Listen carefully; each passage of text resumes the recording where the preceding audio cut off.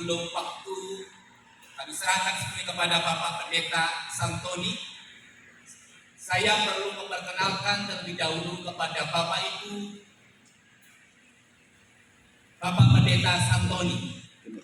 Beliau sekarang adalah pendeta dari Gereja GKI Gading Serpong, dan memang tahun depan kalau tidak ada hal yang lain akan masuk pada masa emeritus.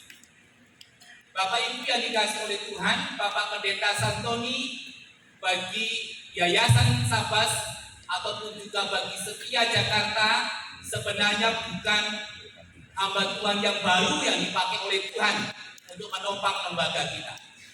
Tetapi untuk sekian lamanya memang tidak ada komunikasi.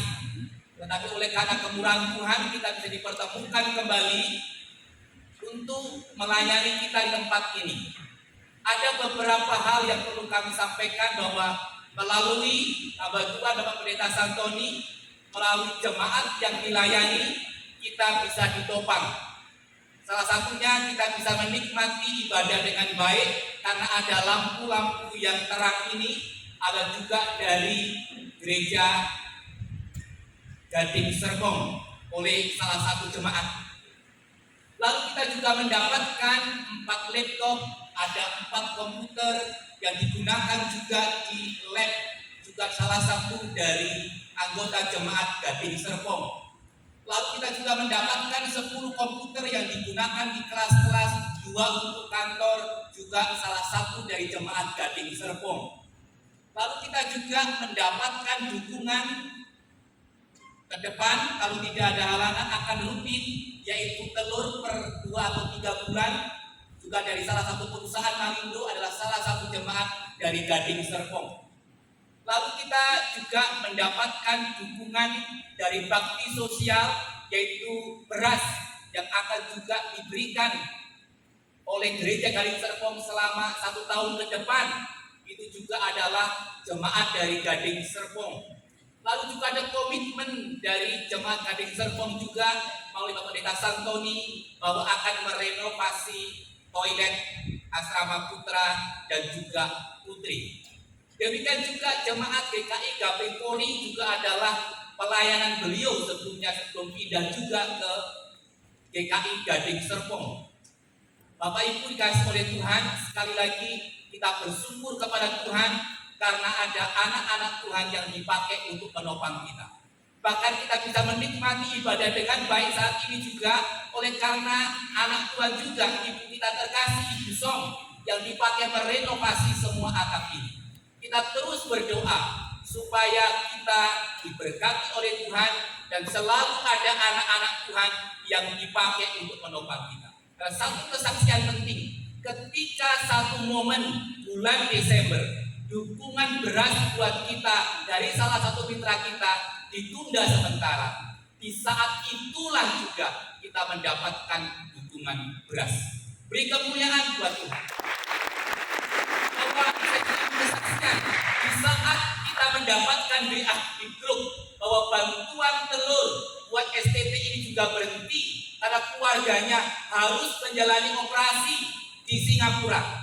Per hari itu dinyatakan berhenti, tapi per hari itu juga Tuhan menggerakkan anak Tuhan dari GKI Gading Serpong oleh perusahaannya untuk mendukung telur. Pada hari itu juga ada 2.000 butir. Beri kemuliaan bagi kita. Sekali lagi semua bukan karena Tuhan dan gagah kita, tetapi karena Tuhan Yesus dan kuasa Roh Kudusnya yang menggerakkan anak-anak Tuhan, hamba-hamba Tuhan, mitra-mitra dan juga gereja Tuhan. Kiranya perkenalan ini menjadikan kita lebih dekat dengan Bapak Pendeta Santoni, dan tentu juga Bapak Pendeta Santoni akan semakin dekat menjadikan kita keluarga di dalam Kristus. Sekian dan waktu sepenuhnya saya serahkan kepada Bapak. Saya buka kacamata dulu. Sudah tua sudah. Tahun ini saya 59. Tahun depan 60 emeritus. Saya akan membaca dari kitab Lukas pasal 2 ayat yang pertama sampai ayat yang ke-20. Pada waktu itu Kaisar Agustus mengeluarkan suatu perintah menyuruh mendaftarkan semua orang di seluruh dunia. Inilah pendaftaran yang pertama kali diadakan suatu Quirinius menjadi gubernur di Syria. Lalu semua orang pergi mendaftarkan diri masing-masing ke kotanya sendiri. Yusuf pun pergi dari kota Nazaret di Galilea ke Yudea ke kota Daud yang bernama Bethlehem, karena ia berasal dari keluarga dan keturunan Daud, untuk mendaftarkan diri bersama Maria tunangannya yang sedang mengandung. Ketika mereka di situ, tibalah waktunya bagi Maria untuk bersalin, dan ia melahirkan seorang anak laki-laki, anaknya yang sulung. Ia memendungnya lalu membaringkan di dalam palungan, karena tidak ada tempat bagi mereka di penginapan.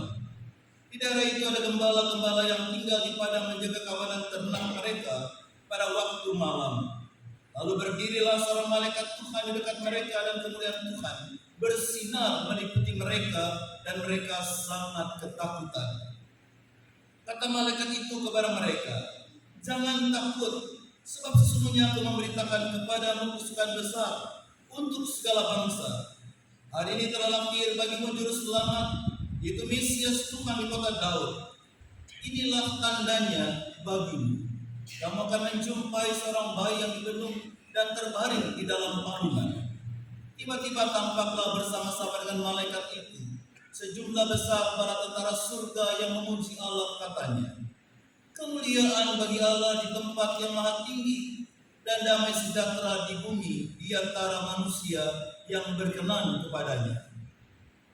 Setelah malaikat-malaikat itu meninggalkan mereka dan kembali ke surga, gembala-gembala itu berkata seorang kepada yang lain, "Marilah sekarang kita pergi ke Bethlehem untuk melihat apa yang terjadi di sana, seperti yang diberitahukan Tuhan kepada kita." Lalu mereka cepat-cepat berangkat dan menjumpai Maria dan Yusuf serta bayi yang terbaring dalam palungan. Ketika mereka melihatnya, mereka memberitahukan apa yang telah dikatakan kepada mereka tentang anak itu. Semua orang yang mendengarnya heran tentang apa yang dikatakan gembala-gembala itu kepada mereka. Namun Maria menyimpan semua hal itu di dalam hatinya dan merenungkannya. Kemudian kembalilah gembala-gembala itu sambil memuji dan memuliakan Allah, karena segala sesuatu yang telah mereka dengar dan mereka lihat, semuanya sesuai dengan apa yang telah dikatakan kepada mereka. Yang berbahagia kita yang mendengarkan firman Tuhan dan yang melakukan dalam kehidupan kita hari lepas hari. Saudara-saudara, bulan Januari itu berasal dari nama dewa yang namanya Janus atau Janua. Dewa Janus ini punya muka dua. Yang satu menghadap ke depan, yang satu menghadap ke belakang. Jadi, kalau bulan Januari, kita masih boleh melihat tahun 2023. Jika kita Natalannya tahun 2024, karena mukanya masih dua. Kalau sudah bulan Februari, udah nggak boleh Natal. Ya, karena mukanya satu, tidak lagi dua. Tahun 2023, 2024, di bulan Januari masih bisa melihat ke belakang.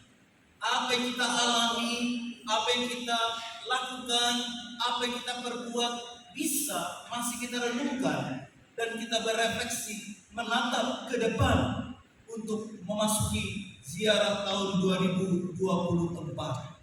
Itu sebabnya gak apa-apa lah Natalan masih tahun bulan Januari 2024 ini. Nah, saudara-saudara, pertanyaan penting bagi kita. Masihkah ada arti Natal bagi kita? Jika saya menjawab pertanyaan, maka saya akan menjawab, ya pasti ada makna Natal buat kita. Buktinya, kita masih berkumpul merayakan Natal. Artinya ini bukti kita masih mau memaknai arti Natal dalam kehidupan kita. Dan kalau kita ditanya, apa arti Natal sesungguhnya bagi diri kita dalam kehidupan kita? Kalau pertanyaan ini diberitakan kepada saya, maka itu jawabnya adalah tergantung. Apakah Yesus masih punya arti bagi kehidupan kita? Apakah Yesus masih punya peran dalam kehidupan kita? Kalau Yesus tidak punya dampak, kalau Yesus tidak punya arti, tidak punya implikasi, konsekuensi nyata dalam hidup kita, maka seperti apapun meriahnya hari Natal, percuma. Kita tidak pernah menikmati dan merasakan arti Natal sesungguhnya. Hari ini kita ingin belajar bagaimana kita merayakan Natal dengan tema bagaimana kita kemuliaan bagi Allah dan damai sejahtera di bumi, dengan subtema menjadi akademisi Kristen yang hidupnya diperkenan Allah untuk mewujudkan damai di bumi sehingga Allah dipermuliakan.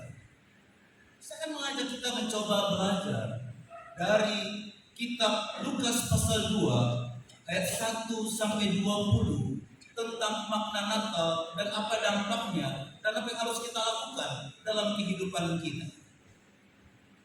Saudara, kalau kita baca Lukas pasal 1 ayat Lukas pasal 2 ayat 1 sampai 3, hal pertama dalam peristiwa Natal bagaimana ada kekuatan tirani kekaisaran Romawi. Pada waktu itu Kaisar Agustus mengeluarkan suatu perintah menyuruh mendaftarkan semua orang seluruh dunia. Inilah pendaftaran yang pertama kali diadakan suatu Quirinius menjadi wali negeri di Syria. Maka pergilah semua orang mendaftarkan diri masing-masing di kotanya sendiri.